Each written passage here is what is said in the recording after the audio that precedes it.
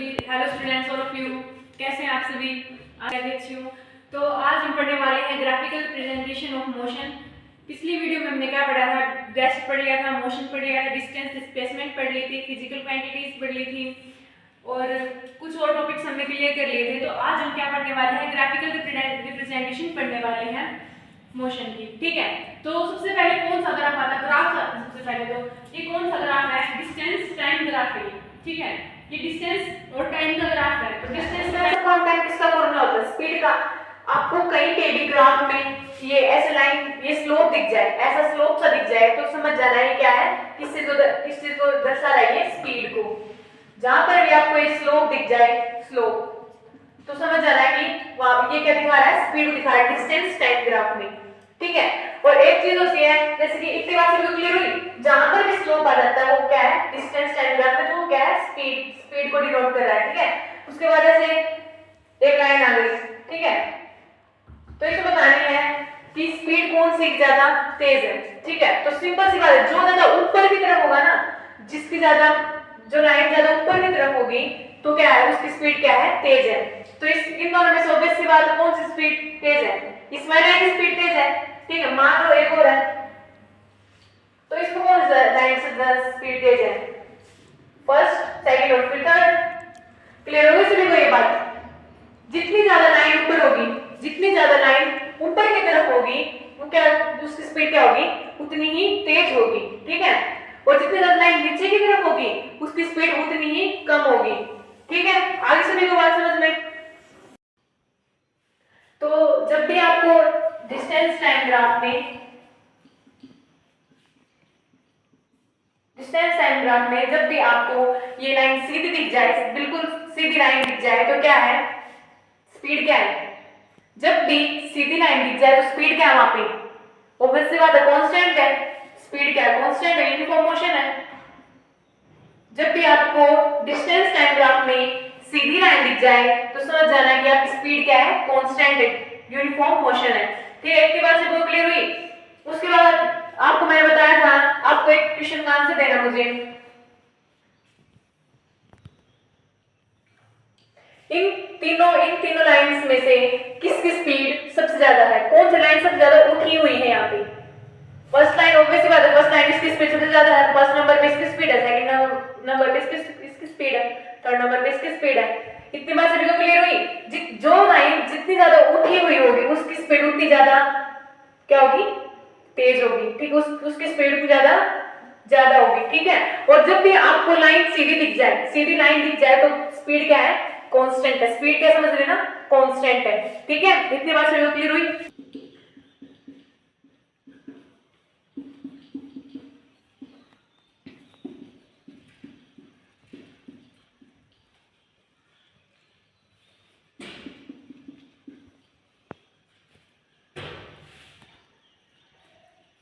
ये है distance time graph. ठीक है, डिस्टेंस टाइम ग्राफ में जब जहां पर भी आपको ऐसे लाइन दिख जाए, ऐसे लाइन दिख जाए, तो आपको क्या समझना है?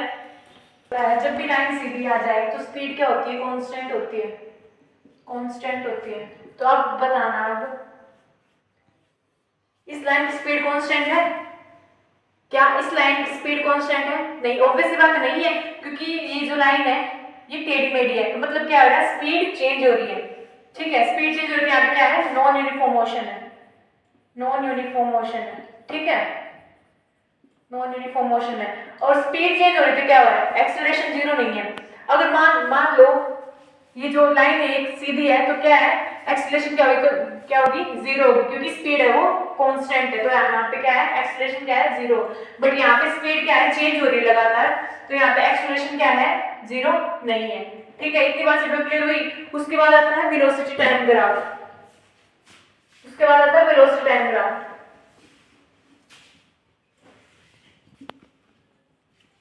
वेलोसिटी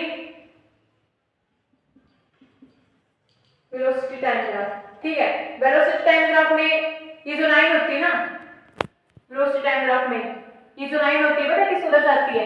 एक्सेलरेशन को दर्शाती है। वेलोसिटी टाइम ग्राफ में जब भी आपको लाइन दिख जाए तो किस चीज को डिनोट करेगी? एक्सेलरेशन को डिनोट करेगी। ठीक है, ये वाली लाइन किसको डिनोट कर रही है? यहाँ पे एक्सेलरेशन एक्सेलरेशन को डिनोट कर रही है, ठीक है। तो यहाँ पे आप बता सकते हो एक्सेलरेशन 0 है या नहीं है। यहाँ पे speed same time speed same speed clear कर रहा है कोई भी ऑब्जेक्ट, तो यहाँ पे क्या है एक्सेलरेशन क्या है 0 है, ठीक है। यहाँ पे क्या है एक्सेलरेशन 0। और एक और इम्पोर्टेंट बात मैं आपको बताना चाहूंगी यहाँ पे,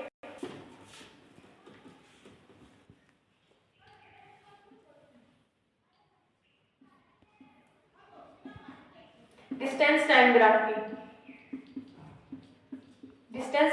की एक और इम्पोर्टेंट चीज मैं आपको बताऊंगी यहाँ पे कि जब भी लाइन ऐसे दिख जाए डिस्टेंस टाइम ग्राफ में, जब भी ये वाली लाइन ऐसे इस डायरेक्शन में सीधी हो तो समझ जाना कि ऑब्जेक्ट किस चीज में है, रेस्ट में। ऑब्जेक्ट किस चीज में, रेस्ट में, क्योंकि ये जो ऑब्जेक्ट है वो अपनी पोजीशन को चेंज नहीं कर रहा टाइम के रिस्पेक्ट में, ठीक है। कोई भी ऑब्जेक्ट अपने टाइम के रिस्पेक्ट में पोजीशन को चेंज नहीं करता तो किस चीज में होता है, वो रेस्ट में। तो ऑब्वियस बात है कि ग्राफ किस चीज का है, रेस्ट का ग्राफ है, ठीक है। इतनी बात सभी को क्लियर हो गई। तो हम पढ़ रहे थे वेलोसिटी टाइम ग्राफ।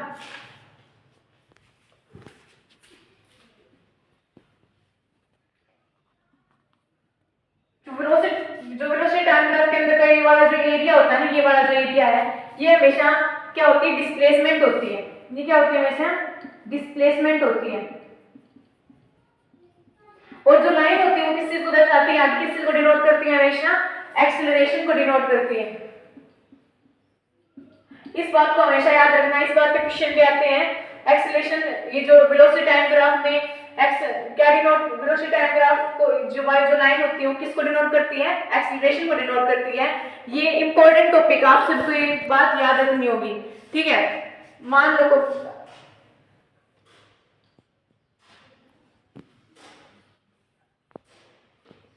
आपको बताना है यहाँ पे ये डिस्टेंस टाइम ग्राफ है, डिस्टेंस टाइम ग्राफ है। आप बताना आप स्पीड इसकी कांस्टेंट है, स्पीड कांस्टेंट नहीं है। ऑब्वियस सी बात है, सीधी लाइन नहीं है, टेढ़ी मेढ़ी लाइन है, तो स्पीड क्या है, नॉन यूनिफॉर्म मोशन में, ठीक है। स्पीड क्या है, नॉन यूनिफॉर्म मोशन में। स्पीड क्या है, कांस्टेंट नहीं है।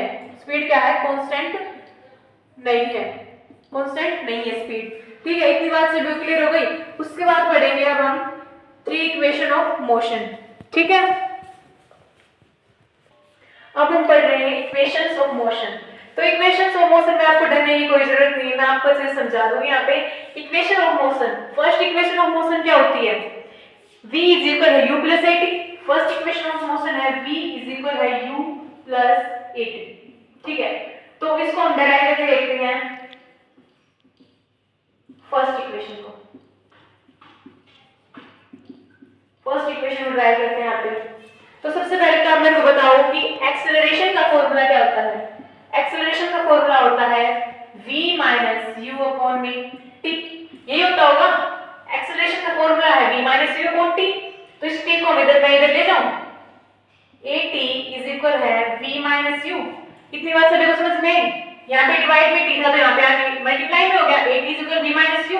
इधर ये u माइनस का है तो इधर आगे क्या हो जाएगा, प्लस का हो गया, u plus at is equal है v। इक्वेशन बन गई हमारी। मुश्किल है कुछ इसमें, कुछ मुश्किल है नहीं है ना। देखो हम कैसे बता रही हूँ, एक्सेलरेशन का फॉर्मूला क्या था, v minus you upon t, ठीक है। तो t यहाँ पे डिवाइड में था तो इधर आगे क्या हो गया, इनटू में मल्टीप्लाई में हो गया, ठीक है। at is equal v minus you हो गया। उसके बाद ये u यहाँ पे क्या था, सब्ट्रैक्ट किया था तो इधर आगे क्या हो गया, एडिशन का हो गया, इधर आगे क्या हो गया, प्लस का हो गया, ठीक है। तो u plus at is equal है v, तो v इज इक्वल है u plus at। First equation of motion बन गई हमारी। मजा आया सभी को, मजा आया, ठीक है। सभी को समझ में आ गई ये इक्वेशन। अब चलते हैं हमारी नेक्स्ट इक्वेशन की ओर। इक्वेशन डिराइव कर ली, उसके बाद आती है सेकंड इक्वेशन। आप सभी को पता है एवरेज वेलोसिटी का फॉर्मूला पढ़ाया था मैंने आपको, v प्लस u अपॉन में 2। एवरेज वेलोसिटी का फॉर्मूला पढ़ाया था आप सभी को मैंने, v प्लस u अपॉन 2। और डिस्प्लेसमेंट का फॉर्मूला क्या होता है, वेलोसिटी अपॉन में टाइम टेकन, ठीक है। तो s डिस्प्लेसमेंट को ऐसे डिनोट करते हैं, एवरेज वेलोसिटी इनटू में टाइम टेकन, ठीक है। तो s इज इक्वल है v प्लस u अपॉन 2 और t को, ठीक है। एवरेज वेलोसिटी का फॉर्मूला क्या था, v प्लस u अपॉन 2, तो हमने इसको यहाँ पे पुट कर दिया v प्लस u अपॉन 2 और इनटू में टाइम टेकन। तो क्या इस v v की जगह मैं ये वाली वैल्यू लिख सकती हूँ। मान देखो इस v की जगह क्या मैं ये वाली वैल्यू लिख सकती हूँ, v इक्वल u प्लस 80। तो v की वैल्यू क्या होगी, u प्लस 80। तो s इज इक्वल है u plus 80 plus u upon में 2 इंटू में टाइम टेकन। इतनी बात से क्लियर हुई। ये भी था, ये भी था, v की वैल्यू कितनी, u प्लस 80। तो v की वैल्यू हमने यहाँ पे पुट कर दी। तो s इज इक्वल है 1u कितना होगा 2u प्लस 80 अपॉन में 2 इंटू में टाइम में गुणा कर देंगे, सभी से टाइम को मल्टीप्लाई कर देंगे। तो s इज इक्वल है 2ut प्लस में 80 की स्क्वायर, 80 था 80 था तो t की स्क्वायर होगी अपॉन में 2। तो हम इसको डिवाइड कर लेंगे। तो s इज इक्वल है 2 से 2 कैंसिल हो जाएगा, ut प्लस में हाफ 80 की स्क्वायर होगी। सेकंड इक्वेशन पे डराइव। ठीक है, इतनी बात से क्लियर हुई। फिर से बता देती हूँ एक बार। एवरेज वेलोसिटी का फॉर्मूला था v प्लस u अपॉन में 2। ठीक है, तो डिस्प्लेसमेंट का फॉर्मूला क्या था, एवरेज वेलोसिटी अपॉन इनटू में टाइम टेकन। तो हमने एवरेज वेलोसिटी फॉर्म की यहाँ पे जो वैल्यू थी वो हमने पुट कर दी। ठीक है, और टाइम को इनटू में कर दिया। ठीक है, तो इसके बाद हमारी v की वैल्यू यहाँ पे क्या आई थी, u प्लस 80 आई थी। तो s is equal u plus 80 plus u और 2 अपॉन 2 और इनटू में टाइम। ठीक है, तो 1u और 1u कितना हुआ 2u प्लस 80 अपॉन में 2 और t। तो s is equal to ut plus में 80 की स्क्वायर मल्टीप्लाई कर दी t से। तो s इज इक्वल है 2 से 2 कैंसिल हो जाएगा, इसको डिवाइड करेंगे तो ut प्लस में हाफ 80 की स्क्वायर आ गया। s is equal ut plus half 80 की स्क्वायर। क्लियर हुई सभी को, क्लियर हुई ये बात सभी को। ठीक है, एक बार इसको नोट कर लेंगे, नोट कर लो सभी इसको एक बार। फिर हम पढ़ेंगे third equation of motion. Third equation of motion क्या है, सभी बताओगे मेरे को v square minus u square is equal to 2as। Third equation motion है v square minus u square is equal है 2as। ठीक है, थर्ड इक्वेशन ऑफ मोशन ये है। अभी मैं इसको डेराइव करती हूँ, एक सेकंड। तो अब हम थर्ड इक्वेशन की ओर चलते हैं। तो थर्ड इक्वेशन में कुछ भी नहीं है। एवरेज वेलोसिटी का फॉर्मूला क्या था, v प्लस u अपॉन में 2 और डिस्प्लेसमेंट का फॉर्मूला क्या था, एवरेज वेलोसिटी इनटू में टाइम टेकन। तो s इज इक्वल है v प्लस u अपॉन में 2। क्या हम इस वाली इक्वेशन से टाइम की वैल्यू निकाल सकते हैं, या फिर इससे हम टाइम की वैल्यू निकाल सकते हैं? ऑब्वियसली बात है, निकाल सकते हैं। इधर आ जाओ, देखो acceleration is equal v minus u upon में t। ठीक है, तो ये t क्या चला गया, उधर चला गया, डिवाइड में था तो उधर मल्टीप्लाई में चला गया, और ये इधर आ गया। तो t is equal v minus u upon में a। ठीक है, तो यहाँ पे t की वैल्यू क्या लिख दी हमने, v माइनस u अपॉन में a। ठीक है, तो a प्लस b हो गया, ये तो a प्लस b क्या है, s इज इक्वल है a square minus b square बटे में 2a। ठीक है, v square minus u square upon में 2a हो गया। ठीक है, उसके बाद क्या है, ये 2a क्या है, ऊपर चला गया वहां पे 2a s इज इक्वल है v स्क्वायर माइनस में u स्क्वायर हो गई। सो थर्ड इक्वेशन क्या है हमारी, 2a s is equal v square minus u square. इतनी बात से क्लियर हुई? मुश्किल था कुछ, कुछ भी नहीं था, बिल्कुल आसान थी, तीनों इक्वेशन बिल्कुल आसान थी। अब हम कुछ क्वेश्चन की प्रैक्टिस करेंगे। आशा आप सभी को तीनों इक्वेशन समझ में आ गई होगी। एक बार मैं फिर से रिवाइज करवा देती हूँ, तो देखते हैं। तो हमारी फर्स्ट इक्वेशन क्या थी, ये थी v is equal u plus 80। Acceleration का फॉर्मूला होता है v minus u upon t। ठीक है, तो ये t इधर डिवाइड में इधर हो गया, मल्टीप्लाई में चला गया, 80 is equal v minus u हो गया। ठीक है, इतनी बात से क्लियर हुई। इधर माइनस में था, इधर आगे प्लस में, u plus 80 is equal v। तो डेरिवेशन क्या आ गई हमारी, v is equal u plus 80। ये हमारी इक्वेशन होगी, फर्स्ट इक्वेशन होगी। सेकंड इक्वेशन क्या है, average velocity is equal v plus u upon में 2। ज्यादातर स्टूडेंट्स को क्या होता है कि सेकंड इक्वेशन में क्या होती है, थोड़ी प्रॉब्लम होती है। मैं इसलिए दोबारा से बता रही हूँ आपको। एवरेज वेलोसिटी का फॉर्मूला था v प्लस u अपॉन में 2। तो डिस्प्लेसमेंट का फॉर्मूला क्या था, वेलोसिटी इनटू टाइम टेकन। तो s इज इक्वल है, हमने एवरेज वेलोसिटी की वो लिख दी, वैल्यू लिख दी, v प्लस u अपॉन 2 और इनटू में टाइम टेकन। तो s इज इक्वल है यहाँ पे, इसको हमने t को पे हमारे v की वैल्यू क्या थी, u प्लस 80। तो हमने यहाँ पे पुट कर दी प्लस u अपॉन में 2 इनटू में t। ठीक है, 1u और 1u कितना हुआ 2u प्लस 80 अपॉन में 2 इनटू में टाइम टेकन। तो s इज इक्वल है, इससे गुणा कर दिया हमने 2ut इन प्लस में 80 की स्क्वायर इक्वल है ut प्लस में half at square. Second equation से भी क्लियर हो गई।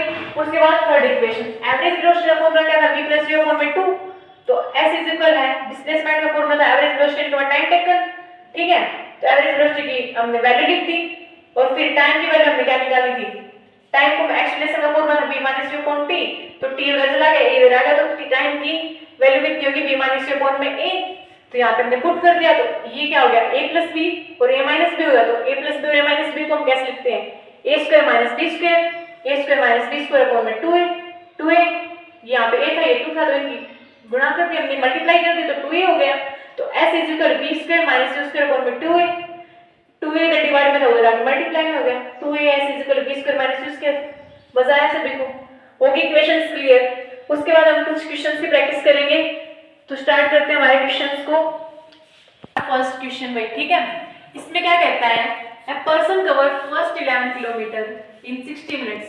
एक पर्सन है वो इस पहली 60 मिनट में 11 किलोमीटर की दूरी तय करता है और अगले by for the whole journey, इसमें हमें क्या फाइंड करनी है, एवरेज स्पीड फाइंड करनी है, ठीक है। तो पहले तो एवरेज स्पीड का फॉर्मूला क्या होता है, सभी पता है एवरेज स्पीड का फॉर्मूला क्या होता है, टोटल डिस्टेंस अपॉन में टोटल टाइम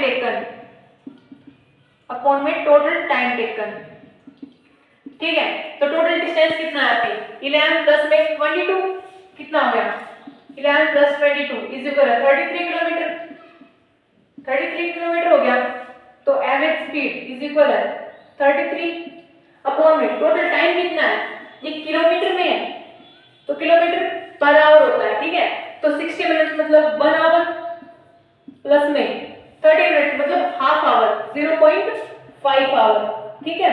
इतनी बात से जो क्लियर हुई, तो 33 किलोमीटर अपॉन में 1.5 आवर, ठीक है। अब इसको हमने ऐड कर दिया तो कितना है 33 किलोमीटर अपॉन में 1.5 आवर, ठीक है। इतनी बात से जो क्लियर हुई। अब यहाँ पे क्या है, पॉइंट लगा हुआ है, पॉइंट, तो पॉइंट क्या होता है, 10 से मल्टीप्लाई होती है, अगर एक के बाद पॉइंट है तो क्या होती है 10 से मल्टीप्लाई होती है, ठीक है। तो क्या करेंगे 33 अपॉन में 15 इंटू में 10, तो कितना आया 330 अपॉन में 15 आ गया, ठीक है। अब तो किससे कट रहा है, ये 5 से कट रहा है, 5 से 15, 5 से 30 और 5 से 30, ठीक है। फिर किससे जा रहा है, 3 1 जा 3, 3 2 जा 6 और 3 2 जा 6। हमारी एवरेज स्पीड क्या आ गई 22 kilometre per hour, average speed is equal है 22 किलोमीटर पर आवर। समझ आया सभी क्वेश्चन, समझ आया। जो मैं क्वेश्चन आपको यहाँ पे क्लास में करवा रही हूँ, आपको घर पे उन सभी की प्रैक्टिस करनी है, ठीक है, ताकि आप इन सभी क्वेश्चंस में परफेक्ट हो जाओ, ठीक है। अगर इनकी प्रैक्टिस करनी है तो मैं आपको एक सिंपल सा क्वेश्चन देती हूँ, आप सभी को उसका आंसर बताना मुझे, ठीक है। सेकंड क्वेश्चन हमारा, what does uniform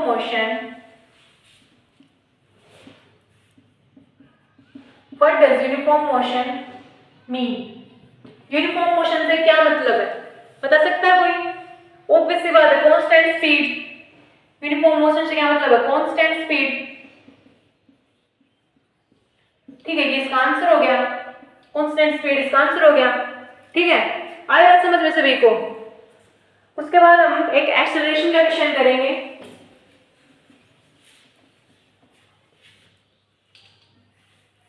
third question हमारा एक्सेलरेशन बेस है। नेक्स्ट क्वेश्चन है, a man suddenly applied his brakes and its velocity decreases। एक आदमी था, उसने अपनी कार के अचानक से ब्रेक लगाए और उसकी वेलोसिटी घट करके 100 मीटर पर सेकंड से 10 मीटर पर सेकंड की स्पीड से चली, वेलोसिटी घट गई उसकी इन 9 सेकंड के अंदर। एक आदमी था, उसने अपनी कार की ब्रेक लगाई, उसकी वेलोसिटी क्या हुई, डिक्रीज हो गई, 100 मीटर पर सेकंड से 10 मीटर पर सेकंड हो गई और 9 सेकंड के अंदर हुई। फिर हमें क्या फाइंड करना है, इसमें एक्सेलरेशन फाइंड करनी है, ठीक है। तो एक्सेलरेशन का फॉर्मूला क्या होता है, बताओ वैसे भी यहाँ पे v माइनस u, रिटार्डेशन का फॉर्मूला क्या होता है, v minus u upon t, ठीक है। तो एक्सेलरेशन इज इक्वल है, फाइनल वेलोसिटी कितनी है 10 मीटर पर सेकंड, 10, और इनिशियल वेलोसिटी कितनी है 100 अपॉन टाइम कितना लिया है 9 सेकंड, 9। तो एक्सेलरेशन इज इक्वल है 100 में से 10 गया, यहाँ पे माइनस का बढ़ा तो माइनस 90 आ गया अपॉन में 9। तो एक्सेलरेशन इज इक्वल है माइनस 90 अपॉन में 9 कट गया, माइनस 10 आ गया। तो हमारी एक्सेलरेशन क्या आ गई, माइनस 10 ms, ठीक है, माइनस 10 मीटर पर सेकेंड स्क्वायर। ठीक है, इतनी बात से क्लियर हुई। एक्सेलरेशन क्या आ गई हमारी, माइनस 10 मीटर पर सेकेंड। ठीक है, उसके बाद नेक्स्ट क्वेश्चन की ओर चलते हैं। क्वेश्चन में क्या कहता है, एक फार्मर है, उसको उसकी एक स्क्वायर फील्ड है, ठीक है, उसकी साइड कितनी है, 10 मीटर, 10 मीटर है। ठीक है, तो फार्मर को ना एक पूरा चक्कर करने में यहां से लेकर यहां तक ये पूरा चक्कर करने में कितना सेकंड का टाइम लगता है, 40 सेकंड का टाइम लगता है। तो क्या कहता है कि 2 मिनट और 20 सेकंड 2 मिनट और 20 सेकंड में कितना उसने एरिया कवर किया, इसकी डिस्प्लेसमेंट फाइंड करनी है। ठीक है, पहले तो हम 2 मिनट को सेकंड में चेंज कर लेंगे। तो 1 मिनट के अंदर कितनी सेकंड होती है, 60 सेकंड। 2 मिनट इज इक्वल है 120 सेकंड, 120 प्लस 20 कितना होगा, 140 सेकंड हो गया। ठीक है, तो एक चक्कर कितने मिनट में कब कवर करता है वो, 40 सेकंड में। तो 40 एक चक्कर हो गया, 40 40 80 और 40 कितना होता है, 120 हो गया। ठीक है, और उसके बाद 120 हो गया, उसके बाद हमारे पास कितनी है, 140 सेकंड है, यहां तक उसका 120 हो गया। ठीक है, तो उसके बाद ये जाता है यहां तक क्या हो गया, 140 हो गया, 20 मीटर हो गया, ये 20 मीटर है, इसको ये 10 मीटर है, ये 10 मीटर, ये 10 मीटर। ठीक है, इसको पूरा चक्कर करने में कितने सेकंड का टाइम लगता है, 40 सेकंड। 20 सेकंड यहाँ पे हो गई, 20 सेकंड ये हो गई, तो यहाँ पे क्या हुआ, 140 सेकंड यहाँ पे हो गई। इस पॉइंट और इस पॉइंट के बीच की डिस्प्लेसमेंट फाइंड करनी है हमें। ठीक है, आखिर में वो किस पॉइंट पे पहुंचा, इस पॉइंट पर पहुंचा, और हम यहाँ से वो चला था, तो इस पॉइंट और इस पॉइंट के बीच की हमें डिस्प्लेसमेंट फाइंड करनी है। ये x है, ये 10, ये भी 10, x किसके, इसके लिए हम कौन सा फॉर्मूला यूज करेंगे, h square is equal p square plus b square. x की स्क्वायर इज इक्वल है 10 स्क्वायर प्लस में 10 square, x square is equal है 100 plus 100, x square is equal है 200, x स्क्वायर अंडर रूट से root cancel, 10 under root 2 आ गया। Clear होगी सभी को बात, एक बार फिर से देख लो, एक बार देख लो आप सभी। क्या कहता है, एक फार्मर है, उसकी एक स्क्वायर फील्ड है, उसको उसका एक पूरा चक्कर लगाने में स्क्वायर फील्ड का 40 सेकंड का टाइम लगता है, भुजा क्या है 10 मीटर की। ठीक है, 2 मिनट और 20 सेकंड में कितना वो चक्कर पूरा करेगा, उसकी डिस्प्लेसमेंट फाइंड करनी है हमें। ठीक है, एक चक्कर पूरा करने में कितनी सेकंड लगी, 40 सेकंड। दूसरा राउंड लगाया उसने 80 सेकंड हो गई, थर्ड राउंड लगाया 80 प्लस 40 120, और फोर्थ राउंड में यहां से लेकर यहां तक क्या हुआ, 140 सेकंड हो गई, 140 सेकंड हो गई यहां तक। ठीक है, तो इस पॉइंट और इस पॉइंट के बीच डिस्प्लेसमेंट फाइंड करनी थी, फॉर्मूला पुट कर दिया और ये आ गया हमारा आंसर। सभी को क्लियर हुई बात। इसी के साथ क्या होता है, हमारा चैप्टर खत्म हो जाता है। चैप्टर 1 मोशन आशा आप सभी को अच्छे से समझ आ गया होगा, क्लियर हो गया होगा, और कुछ क्वेश्चन प्रैक्टिस आपको भी घर पे भी करनी है। ठीक है, मेरे ख्याल से आप सभी को चैप्टर 1 मोशन कवर हो गया होगा आप सभी का। तो इसी के साथ हमारा चैप्टर 1 मोशन खत्म होता है। तो बाय बाय, सी यू।